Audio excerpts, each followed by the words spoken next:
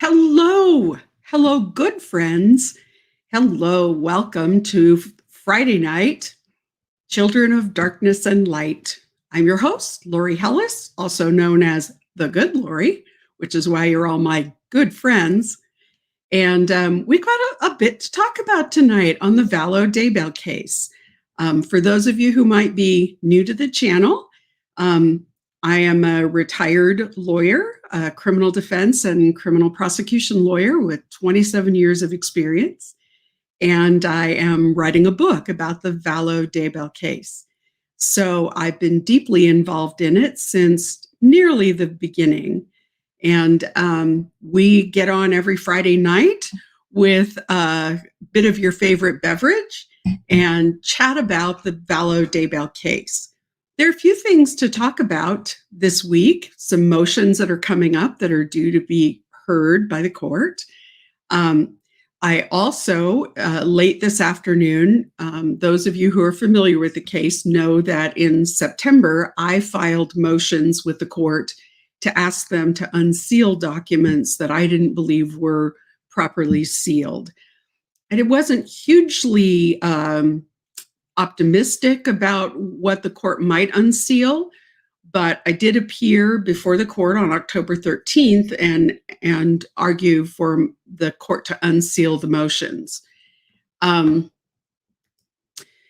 up until this afternoon, late in the day, there had been no response on that. The judge took it under advisement, as he does many things, and we hadn't heard anything more about it. However, this afternoon, his decision was filed, and I haven't had a chance to go through and read it and analyze it before this evening. So rest assured that I will be sharing that and sharing my thoughts about that as soon as I've had a chance to chew on it for a while. So, but there are some motions that are coming up shortly, and I do want to talk about them. I realize that we have viewers who are probably currently watching Hidden True Crime because they started a half an hour ahead of us tonight, and that we may pick up people as our time goes on. So please join us when you get a chance, and let your friends know if they're over on the other channel that we're on and live. And I'm sure that there are lots of people who will pick us up in the replay. So we have lots to talk about in terms of motions that are going to be before the court. First of all, on the 8th of December, there's going to be a hearing, and the judge is going to, there's two reasons for the hearing. One is it's a scheduling hearing, and I anticipate that the court is going to address the issue of setting a new trial date. As you probably recall, the judge, first of all, the judge entered a stay as to Lori's case because there were some questions about her competence. Following an evaluation, she was found to be competent. And then by that time, the court had already vacated the trial date as to Lori. Chad Daybell, then his attorney, had filed a motion to continue his case because they didn't feel that they were ready. Death penalty cases, as we've talked about before, are incredibly complicated and take a lot of time, and usually a defense team of 4 or 5 people. So it's a big undertaking for a lawyer who is a sole practitioner and doesn't have the luxury of state-funded additional people. So John Pryor filed the motion to continue. The court granted that motion, but has not set new trial dates yet. So the first thing on the agenda for the hearing next week on the 8th of December will be to set a new trial date in Boise in Ada County. I know that the judge said in the hearing in October that it was likely that it was going to take some time for him to coordinate with Ada County, that scheduling a 10+ week trial in order to in a different jurisdiction will very likely take some time to coordinate. So it's not surprising that they didn't reset the trial right away. But I think we're going to see a new trial date set next week. We don't know when that's going to be. I suspect it will probably be in the fall of 2023. That's my prediction for my murky crystal ball. I am going to take questions after we talk a little bit about the outstanding motions that are going to be heard next week. So please, if you hold on to your questions until I ask for them, they're more likely going to be spotted in the chat. So if you just hold your questions until we're ready for them, then it's more likely they'll pop up in the chat. Please, if you have not subscribed, please subscribe. Please hit the like button because that helps us in the algorithm, especially on a Friday night when we're a little bit in competition with a couple of other programs. We appreciate the fact that 100 of you are here watching live. I appreciate that so much.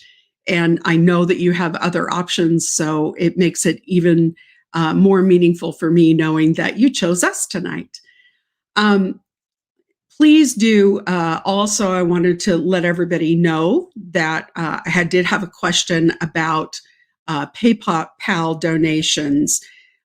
I have said from the beginning, Super Chats and PayPal donations, any donations to the show will go directly to our moderators, that we will share those with our moderators. We have 2 moderators who have been absolutely faithful, who are here every Wednesday and every Friday. And I love being able to pass those donations through directly to them. So we're setting up the PayPal account now and probably should have that live for next week. And for now, anything that you donate through the Super Chat program, through YouTube, goes directly to them as well. And thank you so much for your support because they absolutely deserve it. So just to get back to the motions that are filed, we're going to have a hearing set. And then there are a couple of motions out there that one is a motion for a bill of particulars. Now, this was the identical motion was heard by the court on October 13th when the last hearing and group of motions happened. The only thing that wasn't heard was the motion to sever, which was heard a couple weeks ago, and the judge recently issued a decision on that one as well. So the motions that were outstanding from the last time included this motion for a bill of particulars, a motion to compel, 2 motions having to do with philosophically with the death penalty. So starting out with the motion for a bill of particulars, the court already ruled on this identical motion having to do with Chad Daybell, coming from Chad Daybell's attorney. And the court has ruled that, denied that motion for a bill of particulars. Now, I sent y'all a newsletter earlier in the day, and I went into some detail about those motions, about each of the motions and what they mean, and the legal basis behind them, and some of what the legal arguments might be. I don't believe that this motion for a bill of particulars is going to go anywhere. It's based on the same reasoning as the prior motion from prior motion on behalf of Chad Daybell. Just quickly, there are some states that allow the defense in a criminal case to ask for what they call a bill of particulars. And basically what that is, it is asking the state to make more definite and more certain what the charges are. Most states entertain what's called general pleading, and it means that you are able to, in general, plead the basis of what gives you the right to bring the charge, whether it's in civil or criminal court, and then to be able to flesh that out either in motions or at trial. So generalized pleading is the norm, and the indictments that the state filed clearly comply with the basic general pleading sorts of rules. What the defense is asking for is for them to make more certain the basis of their pleading. There is nothing in the statute that allows them to do that. What they've done is they've taken something that's allowed in civil procedure and asked the court to translate that into the criminal case. It's unlikely to fly to begin with. We know now that the court has already ruled on that as it applies to Chad, and it's likely that he's going to rule in the identical way as it applies to Lori. So I don't think that motion for a bill of particulars is going to go anywhere. The next thing is a little more interesting. It is a motion to compel discovery. Now, we've talked endlessly about discovery issues, and I would say that in the grand scheme of things, there have already been a larger amount of disputes over discovery than you would expect to see in a criminal case, even a death penalty case. We have Brady versus Maryland, which is the federal Supreme Court decision from 1968, I think, that requires that the state reveal all discovery, whether it is exculpatory or inculpatory, to the defendant. So it means that every piece of evidence, every statement, every witness statement, every photograph, every piece of demonstrative evidence, every piece of physical evidence, everything has to be turned over to the defense. Now, in the case of physical evidence, the defense is able to view and, if required, scientifically test that physical evidence. The state maintains that physical evidence and maintains the chain of custody in order to be sure that that evidence isn't tampered with or in any other way interfered with before trial. But the defense has access to it and can have it scientifically tested if that appears to be necessary. So the state is required to turn every shred of evidence over. So for some time now, the defense, both Lori's attorneys and Chad's attorney, have been saying, we don't have all the discovery.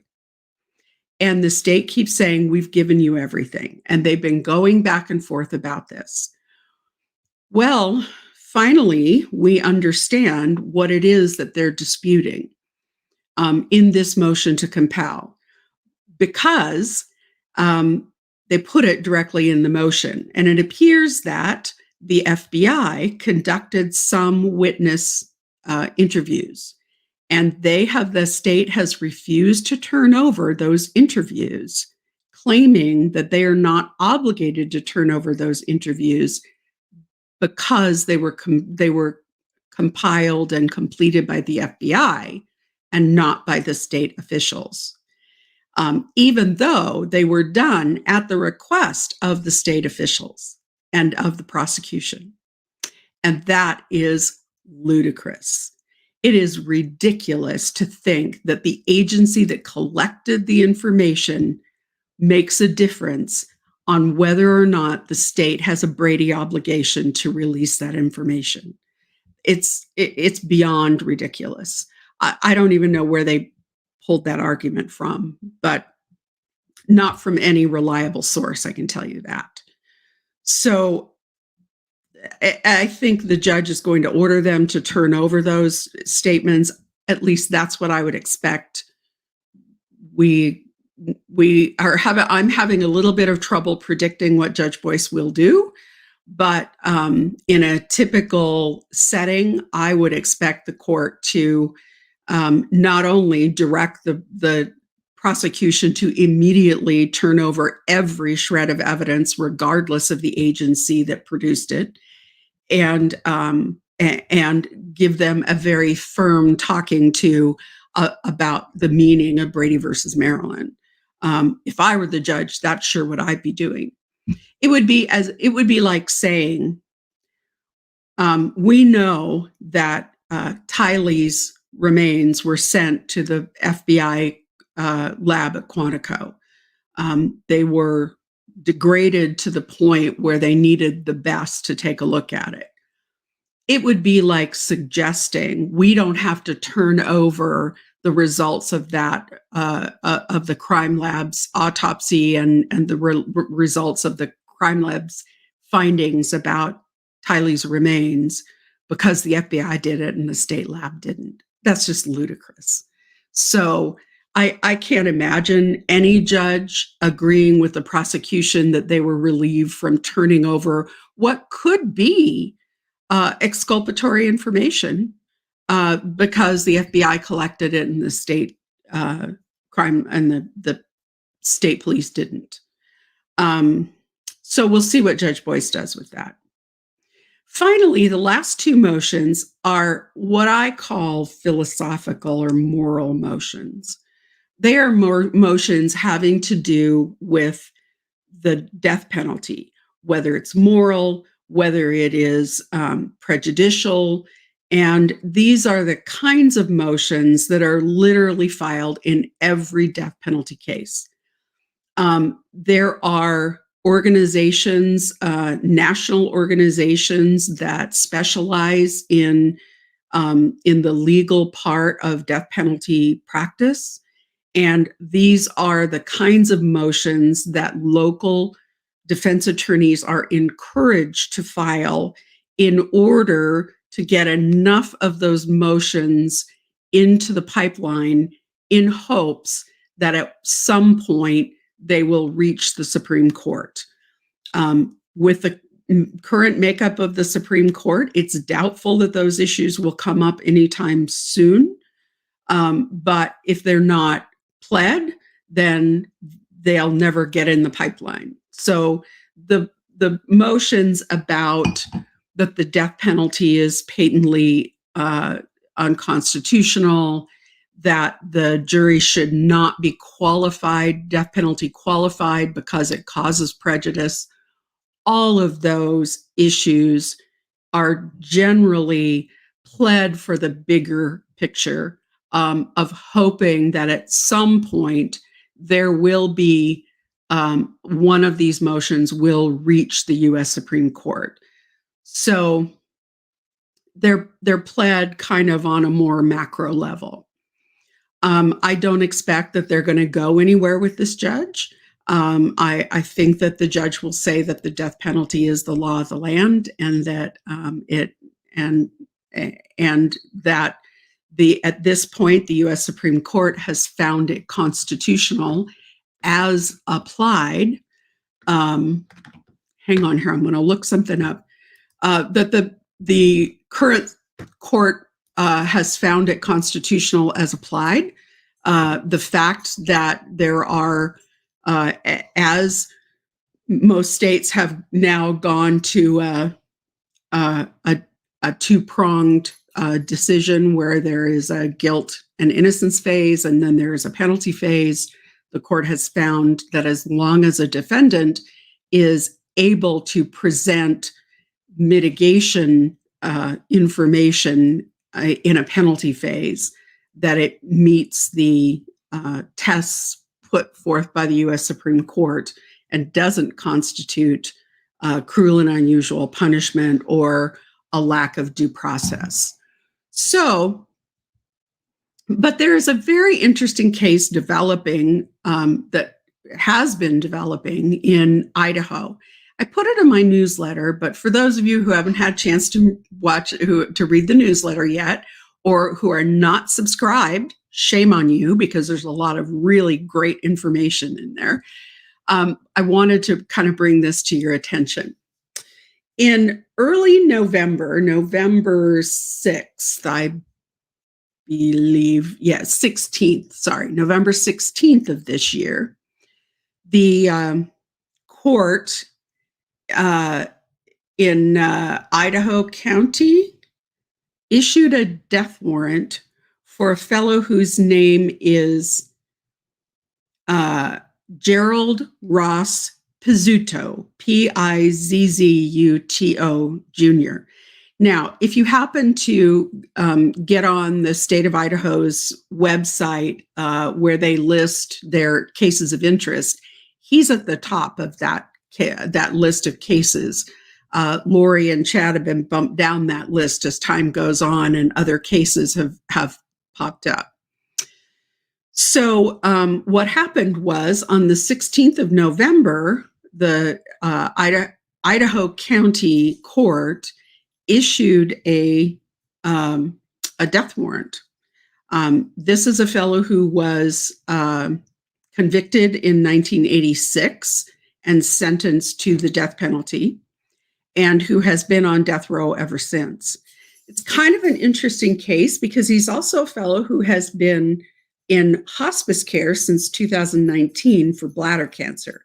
So it is an interesting case from a number of perspectives. But what happened was the judge issued the death warrant. His attorneys, of course, filed for a stay of execution, filed documents in the state Supreme Court, asking the court to rehear, asking the court in all of the typical last-ditch attempts to spare this man's life. And the judge denied all of those motions and affirmed that his execution was supposed to go forward on the 15th of December. Here's the interesting part. Since 2010, it has become very, very difficult for states to obtain the chemicals needed to perform an execution.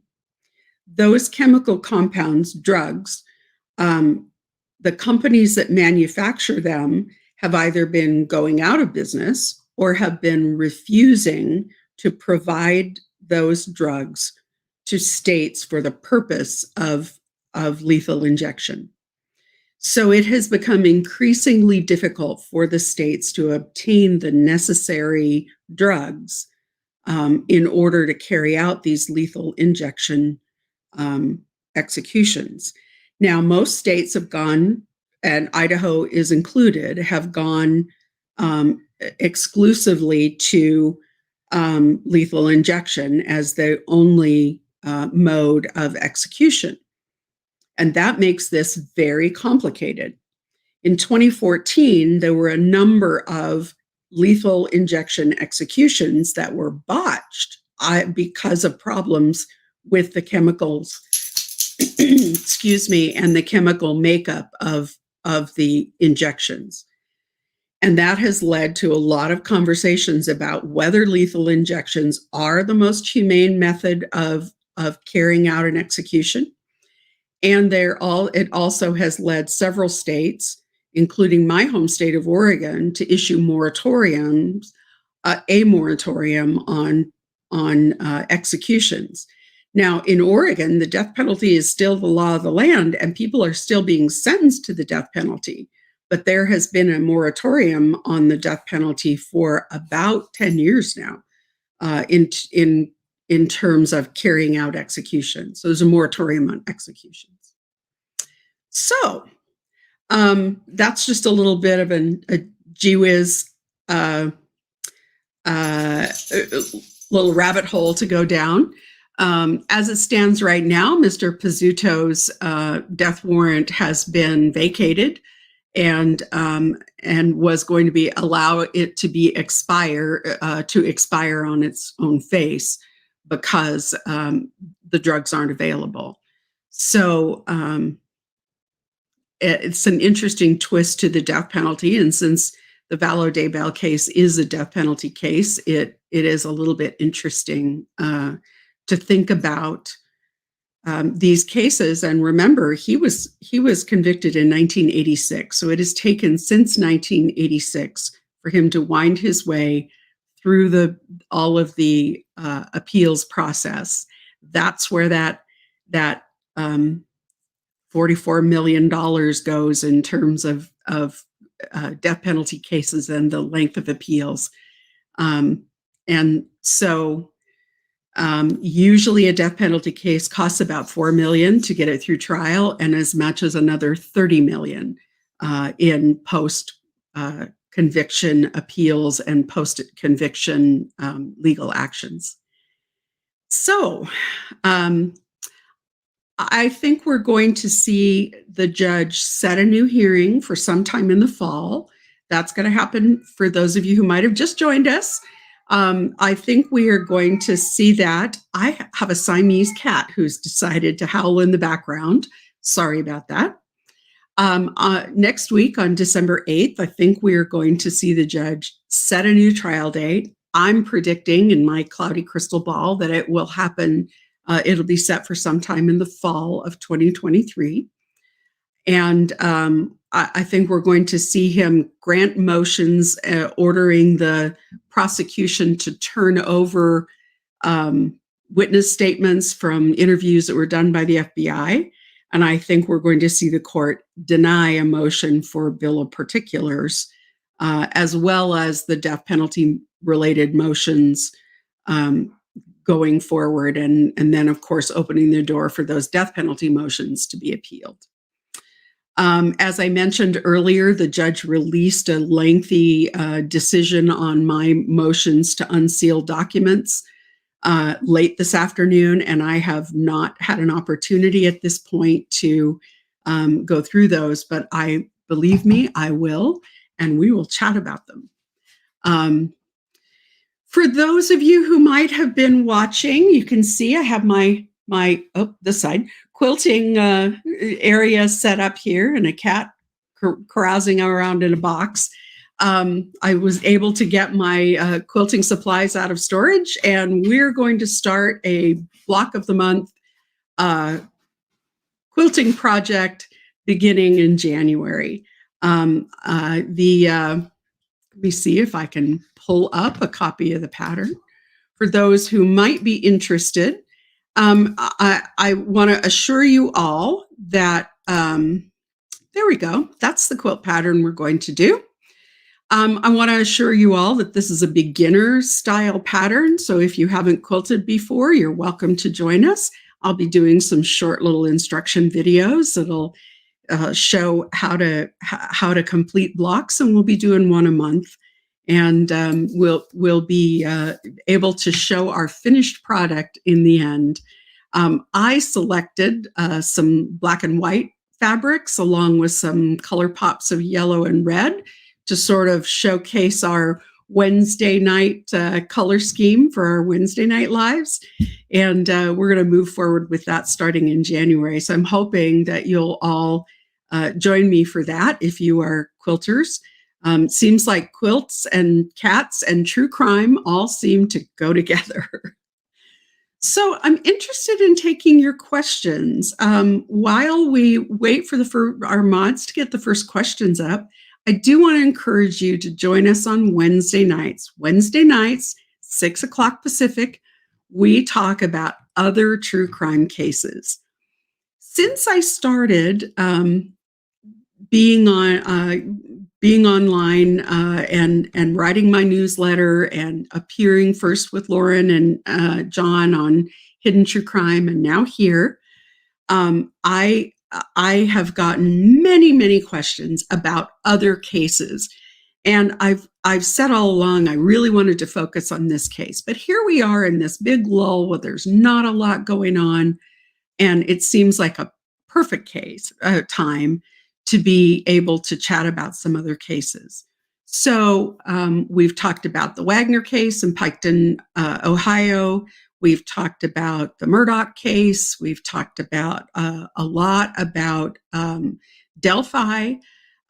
We've talked a little bit about Michael Vaughn. We're going to talk more about that next week since there was a press conference this week. So please join us. And if you have questions about other cases that you'd like to hear me talk about from that legal perspective, please email me. Our mods will make sure the emails are in the chat. And please email me and send me your questions because I've been answering them and I'm having a lot of fun doing it. And it's great. I appreciate everybody's support and how willing everybody has been to embrace more of the good Lori. Jenny Meow Meow. You must have been talking to my cat that was walking around back here. Says, I don't understand why the prosecution is being so shady. If they have a good case, why not play fair? Well, I think that's an excellent question. And I think it asks the right question. The prosecution should only be bringing cases where it has a strong case and is confident that they can prove it beyond a reasonable doubt. I don't know. I have wondered this myself. To be honest, I don't know why the prosecution has not been completely forthcoming because they're required to be. I don't know whether it is a case of inexperience or if it's a case of this is the way we do it in a small town. I don't like sandbagging. I don't think it's. I don't think that it comports with what we believe in our Constitution. I think we believe in due process, and due process requires fair play. And that means that the defense has the fair opportunity to see all the evidence, to present their side of the case, and to be able to. Sorry, I got distracted by the chat, which I try not to do. But thank you so much for another super chat donation from Gail. I don't know why the prosecution feels the need to do this. And I sincerely hope that the judge calls them to task for this, because the very idea that they're not required to turn something over because it was produced by a different agency is ridiculous. So once again, I want to thank y'all for the super chats. Remember, they go directly to our mods. I don't hold back any of that. Whatever you send is going to be divided directly between our mods. And the holidays are coming up, and I appreciate all of you that can be generous because they so deserve it, because they are my faithful companions, and I couldn't do it without them. Curious Cat, how is Lori's right to speedy trial going to play into the scheduling and non-severance? That is an excellent question, and I do not know how Judge Boyce is going to get himself out of this corner that he has painted himself into. Ordering that the case not be severed, although I do go into the newsletter about the one legal issue that the judge points out that I think, good point. Nonetheless, whether or not the case gets severed and whether the judge finds that there could potentially be prejudice for either one of the defendants if the case is tried jointly is entirely at the court's discretion.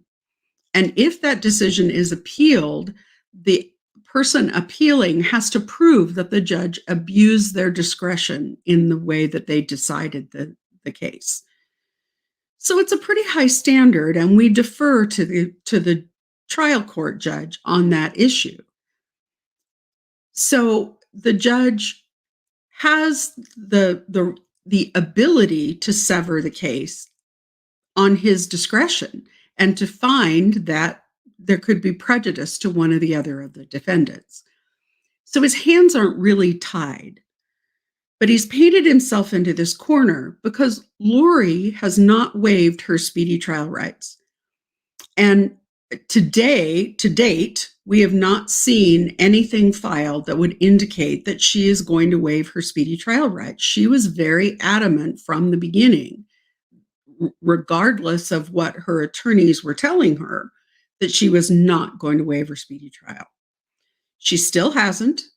And so by law, her trial should have happened in October, because that was 6 months from when she was arraigned after she was found to be competent. So the judge said, I find good cause to keep these two together and to try them both in January of 2023, which meant extending Lori's speedy trial rights by 90 days. I really felt like that was sort of walking the edge of what most appeals courts would find acceptable. But if this case gets set out until next fall, we're talking about a year beyond her, 2 times beyond her speedy trial rights. And I think that's excessive. And I don't think any appeals court is going to find that that's okay. So it's going to be interesting to figure out how the judge gets around that, because he's ordered that the cases are going to be tried together. He's already granted the continuance for Chad. He can't help but, by operation of what he's already done, violate her speedy trial rights. I'm going to do a little more research into the case law and find out if there is case law that specifically talks about certain periods of time and when that time exceeds in Idaho, and when that time exceeds the speedy trial rights. So I'm going to do a little more research about that, because it's niggling at me. I can't see how the judge can rectify those two things. I don't know how he can reconcile those two things. There's the right word. Monty, hi Lori. Could people or news organizations that weren't on the original camera motion file a new motion to have cameras in the courtroom, since they're different interested parties? Probably. I think that's probably true. They would have to claim that they were interested parties, and they would have to allege that their rights, their interest wasn't fully represented in the last motion. I think what might be more likely is we may have some of those organizations, as we get closer to the trial, asking the court to reconsider that decision. I've encouraged the family members that I'm in touch with and communicate with to contact the judge and let the judge know the impact that his decision will have on the families and the families of the victims. I think that's very important, more important than the public, frankly. Yes, it is important that the public have the right to know what's going on in their judicial system. And yes, having a public trial that is publicly disseminated is probably the best way to do that. But I think that the more compelling argument is that it creates a hardship for the families and the victims who have a superior right to see justice for their loved ones. So I'm really hoping that those families have followed my advice and reached out to the judge. I do think that as we get closer to trial, we're going to see some of these news organizations ask the court for reconsideration, potentially even ask the court, the Ada County Court, for reconsideration. But it's important to remember that the Idaho statute says the buck stops with the trial court judge, that it is purely at the discretion of the trial court judge and is not appealable. So if Judge Boyce says no cameras, no way, no how, we're stuck with that decision and it cannot be appealed to a higher authority. So unfortunately, but I will be there and I will be your eyes and ears in the courtroom to the best of my ability. I would say, just a quick aside, the Wagner case, which was piked in Ohio, the court in that case decided that they would allow video and audio streaming, but that individual witnesses could opt out. So there were witnesses who opted in and there were witnesses that opted out. Our friend Gigi at Pretty Lies and Alibis was able to, with the help of some scribes who were people who were in the local area and attended the trial, was able to update everybody on what happened every day in trial because she had people in the courtroom who were able to report to her even in the instances where people opted out. So, Sarah Adams. Hi, Sarah. Are there not other options, i.e. the firing squad? Didn't it used to be that you could pick the way you go out? Well, that is true. It varies from state to state. For years, Utah had an option where you could opt for the firing squad. Very famous case of Gary Gilmore. He opted for the firing squad.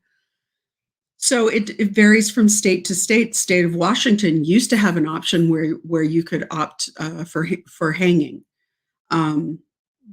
It depends on the state. A lot of states have, over the years, changed their statutes so that lethal injection was the only option.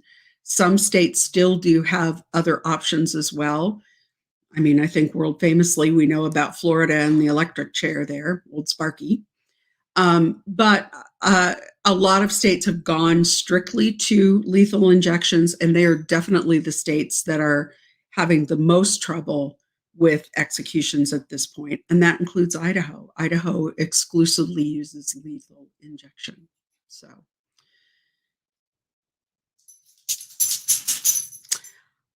I think we answered that one with Jenny and the Meow Meow Cat. Cat Lake, you start on time and stay on point, so I'll always choose to watch you live. Why, thank you. Those who don't, I'd rather watch later so I can fast forward through the off-topic meandering. Thanks for respecting our time. You know, I realize that everybody's time is important, and I feel like if you are kind enough to join us live with the other, I had to get close to look, 210 folks that are on tonight, then it's my responsibility to respect your time too. I worry that I talk too fast because I get excited and I want to get all this information out. But I do know that you can always go back and re-listen later if you feel like you missed something. And I have been committed to trying to end as close to an hour as possible because I appreciate that you spend an hour of your time with me. Have you or will you be visiting Chad and Lori for your book? I would love to interview both of them. I will absolutely be reaching out to their attorneys and their representatives when the time is right and asking for an interview. And I absolutely would like to have an interview because I feel like it's important that my book present as many sides of this case as possible. We all know that this case is like multifaceted, like a mirror ball, really. You know, it's got all these facets on it. And Chad and Lori's in-person interviews could be a really important facet of that. I will absolutely be doing my best to try and make those interviews happen. And that will be entirely up to them and to the advice of their legal counsel. So, but I hope so. Question about speedy trial rights. Will there be an issue because Vallow has requested a speedy trial? Absolutely.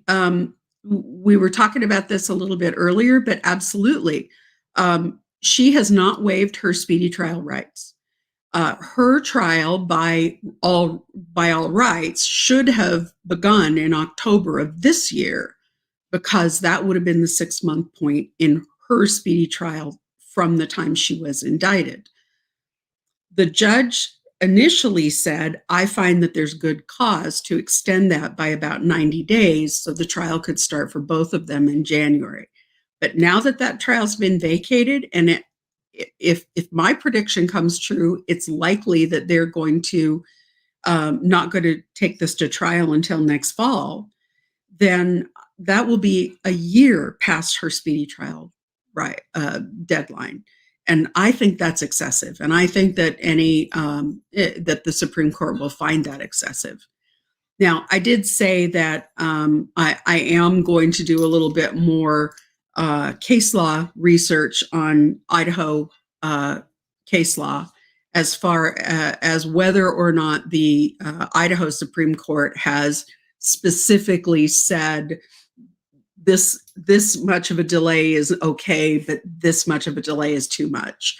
In some states and in the federal jurisdictions, the courts have given some guidance about what's okay and what's too long a delay. So I'm going to look into that and see whether I can pin that issue down for you. But I think it's a serious problem. Question: are there timing requirements for motions to be heard and adjudicated? Yes, and I actually was in touch with a local lawyer who practices criminal defense to confirm those dates. And what I was told was motion should be responded to if a judge takes something under advisement. That decision should be issued within 30 days. I argued the motions in mid-October, and we just now got a decision. So I think the timing of those motions is, I don't think he rushed to make those decisions. Let's put it that way.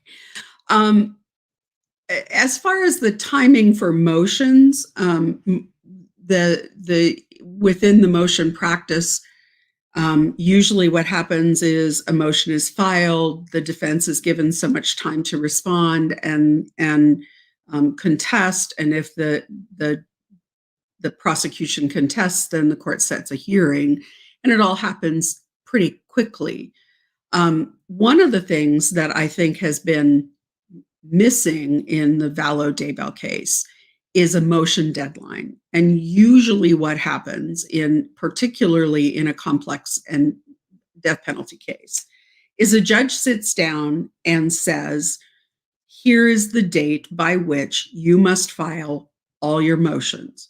If you are filing a motion because you believe evidence was collected illegally, if you are filing a motion based on the fact that you think the indictment was faulty, whatever the issue is, here is your deadline by which those motions have to be filed. And that helps move the case along, because if you are having attorneys file motions right up until the day of trial, then you end up having to postpone trial to decide motions that should have been heard and decided months before. So the court, when I was at the hearing on October 13th, that issue came up, and the court said that he was going to consider setting a motion deadline. It's possible because the hearing that's set for December 8th next week is being set for scheduling, as well as to hear these outstanding motions. It's also a scheduling hearing. We expect that we're going to get a new trial date. I would hope that at that same time, the judge will set a firm motion deadline. And then everyone will know. Defense motions, prosecution, everybody's motions are due on this date. The other side has 30 days to respond to those motions, and the court will have 30 days to set hearings on the issues. And that's typically the way it happens. And I think that it would help all of the parties, the court, defense, and prosecution, if those motions, if there was a deadline set and we knew when those were going to be filed. I haven't decided if I'm going to that hearing next week or not. I considered it only because I felt like if I made the 3-hour drive or 3 or 4-hour drive over to Rexburg, that I would show my shining face and the judge might get prompted to decide my motion. But now that he filed on Friday at 4:00, filed his opinion, I'm not sure that it's really necessary for me to go. They're very procedural motions, and I expect that the hearings are going to be over by noon. So I may not.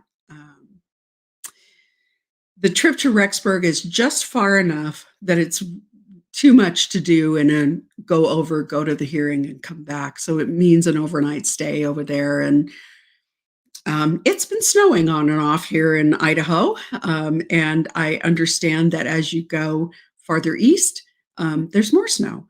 We've had dustings and it melts off. And so we haven't had bad road conditions yet, but winter is here in Idaho.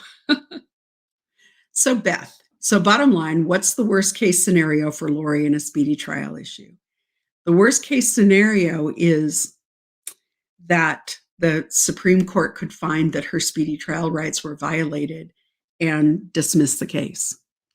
What that means in terms of the prosecution being able to refile it will depend on what the Supreme Court would find and order, and what under what circumstances they would allow a refiling. But it is dangerous ground.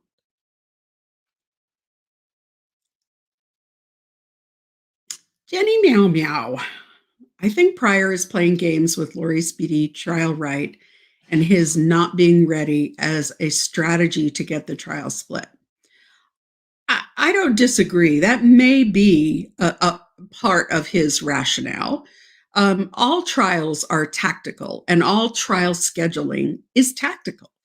And that is the place where most lawyers have the most influence in a case in terms of the trial tactics and timing. So I can't disagree. I personally cannot imagine how a lawyer who is in sole practice and who essentially has no money to mount a defense can mount a death penalty defense. I just don't know. If you look at Lori's team, her public defense team,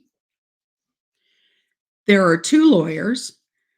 There is a mitigation specialist, and I suspect that there are also 2 investigators. An investigator who is investigating the guilt and innocence phase, and an investigator who is working with the mitigation specialist talking about investigating the mitigation phase. Understand that mitigation is as big an issue as guilt and innocence. If the defendant is found guilty, there is still this whole other phase of convincing a jury that they still need to spare that person's life. And the mitigation specialist and their investigator literally go back 3 generations looking for evidence that would support mitigation. They go back and look at school records, military records, employment records, criminal records, family life, medical records, mental health records. I mean, the list of things that mitigation specialists investigate is endless. And so although I think that John Pryor is using this issue of her speedy trial rights and him not being ready as ammunition to sever the trials, I don't think that he's misrepresenting the situation to the judge. I think that is what it is. He just simply does not have the resources, and Chad doesn't have the money for him to hire those resources. And there are very few death penalty lawyers that are going to be working for free. And mitigation specialists, investigators, and in a death penalty case, you're typically talking about those 5 people working full time on the case from now until trial. Can Pryor get in trouble for not asking for help? When does it become unethical to try and do everything alone? Great question. A lawyer is required to zealously represent their client to the best of their ability. That means that they are required to fully inform their client of the benefits and the liabilities of their current situation at any given time. I am sure that John Pryor has documented left, right, and center in what we all call CYA, cover your ass letters, to Chad Daybell, informing him of the deficits in what he can do and what he can't do because of their financial position. I am certain, because John Pryor is not a stupid man. He comes across as kind of annoying, but he is an experienced criminal lawyer, and I am certain that he has informed Chad in writing and in no uncertain terms that as the current situation currently exists, he is mounting the very best defense he can with limited resources. And I am certain that he has advised Chad that it would be to his benefit to declare himself indigent and to ask for public defense.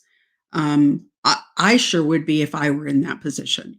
And knowing what was in the motion to continue the trial, I mean, John Pryor was basically saying, here I am committing malpractice because I don't have any resources to mount this defense.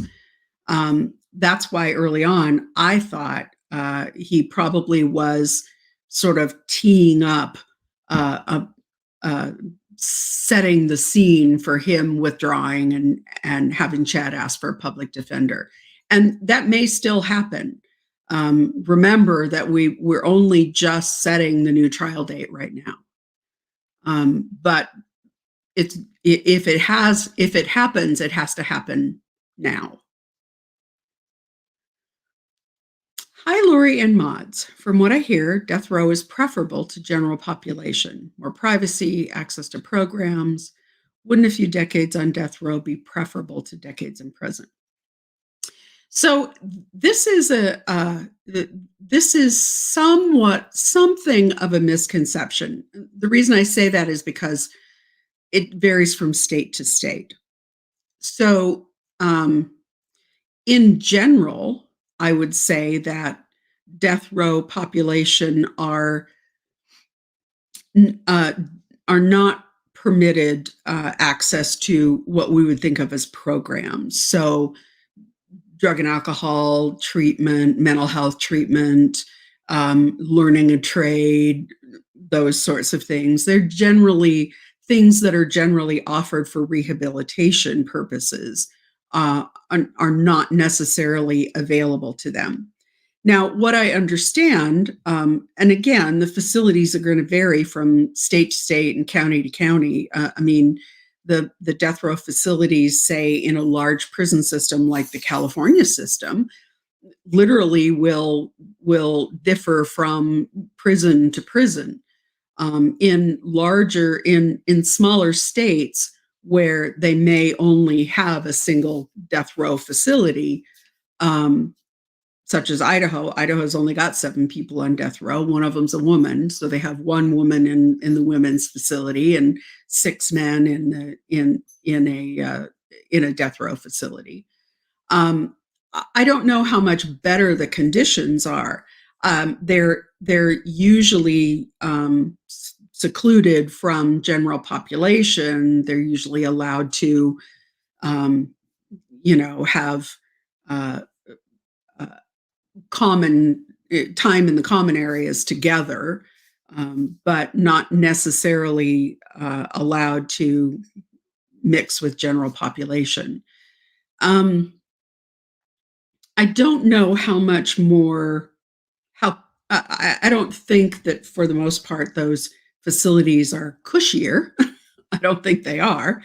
And I think that there's a lot of isolation in those facilities, a lot of more, it's more likely that they get locked down. It's more likely that they're in segregation, more likely um, that they're isolated from everybody else except maybe the other death row inmates. Um, so I don't know that it would be preferable to general population. From a safety standpoint, probably. Why, thank you, Mary. I appreciate you saying that. I appreciate that you're with us tonight. And I hope to continue to give you, to be informative and to explain the legal ins and outs, the twists that come along with it. And I appreciate you being with us. So we're coming up on an hour. And so I think I will finish with Cat Link's question, and then we'll move forward. I'll say goodnight, and please send me your questions. So I do want you to know, as I always do, I don't watch the chat during our conversations because I feel like I can't walk and chew gum at the same time, and you get my full attention. I think our mods do a great job of popping the questions up, and I'm happy to answer anything. I do go through the chat on Saturday mornings and also go through your comments that you list below and answer as many of those questions as I can. I take notes. If you're asking questions that have to do with other cases, I pop those onto my list for the Wednesday live. And I try and keep a running list of questions for next week's live as well for the Vallow Daybell Live. So let's get to Kat's question and then we'll wrap up for the night.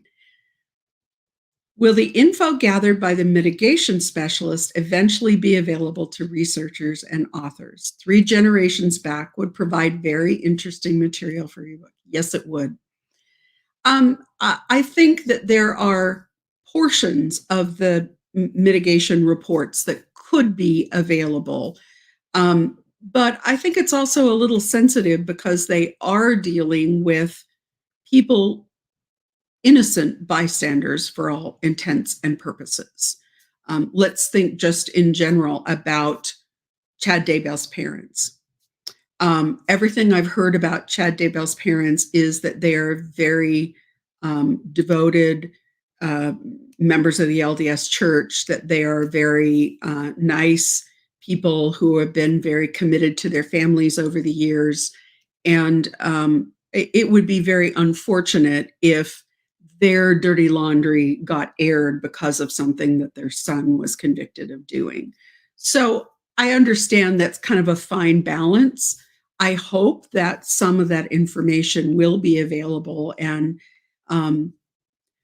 I'm always very cognizant of the importance of protecting what collateral victims, I guess you would say.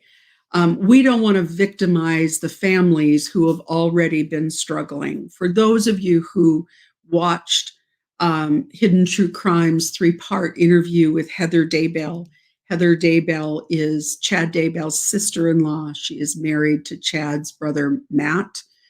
And it was it was an amazing series of interviews, and but it really brought to light the idea that there can be an awful lot of collateral damage in these situations. It's like the rock you drop in the pond, and the rings just go out forever. The shock waves go out forever. So to the extent that that would be available and would be helpful to understand the family dynamics, I hope it is available. But I also would say that not every author or researcher will be as cautious and as cognizant of that damage as I might be. As a lawyer, I understand the obligation of confidentiality. I understand the obligation to keep some things private and not to re-victimize victims. But not every author that's out there might be that scrupulous. So we will make the best with the best information that we can get, because I would never want to hurt, even unintentionally hurt the victims. So I want to say good night. I want to thank everyone for joining us tonight. I want to wish everyone a happy Friday. I hope you had a wonderful Thanksgiving, and were able to gather with all the best people you love. I'm looking forward to the Christmas holiday season. I'm looking forward to baking some cookies and getting some quilting done. If you follow the newsletter, I'll be listing some of my favorite cookie recipes because I'm a mad Christmas cookie baker. And we'll talk again on Wednesday. Join us then, and we'll talk about any of the other cases that you want to hear about. And in the meantime, have a fabulous weekend. Good night.